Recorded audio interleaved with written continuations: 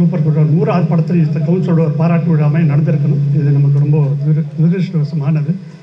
எங்களுக்கும் அவருக்கும் மிக நீண்ட தொடர்பு இருக்குன்னு சொல்லலாம். ரைட் ஃப்ரம் எங்களோட முதல் படம் உதயகுமார் சார் டைரக்ட் பண்ணும்போது அந்த படத்தை சார் தான் எஃப்எம்எஸ் வாங்கினார். அவர் துவக்கி வச்சது என்னமோ 2 பேரும் கேரியில் நல்லா தான் வந்தோம் கண்டிப்பாக. ஸோ அப்படிப்பட்ட அவர் என்னென்னா எங்களை தம்பிகளாக தான் கொஞ்சம் பல கேஷன்ஸில் பல சுச்சுவேஷன்ஸில் அவர் போய் அட்வைஸ் கேட்டிருக்கோம். ரொம்ப கரெக்டாக அந்த சுச்சுவேஷன் எப்படி ஹேண்டில் பண்ணுங்கிறது எல்லாத்தையும் சொல்லுவார். பல விதமாக ஹெல்ப்பும் பண்ணியிருக்காரு.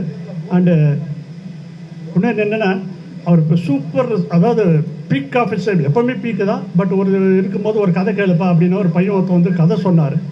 அப்போ அந்த பையன் ஒரு சீனை சொல்லும்போது இது நல்லா இல்லை அப்படின்னாரு. இல்லை சார், நம்ம பேனரில் இந்த படம் வந்தால் நல்லா, ஐயோ பேனர்லாம் ஒன்றும் கிடையாது, நீ ஒழுங்காக படம் என் பேருக்கெல்லாம் படம் ஓடாதுன்னு அந்த ஒரு தெளிவின்மை அவருக்கு. அப்படி ஒரு தெளிவு. நம்ம பேனரு எம் பேனர் என்றைக்கு நான் கிட்டத்தட்ட ஒரு 100 தடவை ஒரு மீட் பண்ணியிருப்போம். நம்ம கம்பெனி நம்ம பேனர்னு ஒரு மார்க் தட்டிக்கிட்டதே கிடையாது. இதெல்லாம் கண்டிப்பாக நான் ஒரு லெசனாக தான் எடுத்துக்கிட்டேன் அவர்கிட்டேருந்து. இது இப்போ என்னென்னா நான் ஆசைப்படுறது என்ன, 100 படங்களில் ஜீவா சார் கண்டினியூஸாக அந்த பேனர் கண்டினியூஸாக போயிட்டே இருக்கணும். அதுக்கு எங்களால் எல்லா உதவிகளும் நாங்கள் பக்கத்துலேருந்து பார்க்க தயாராக.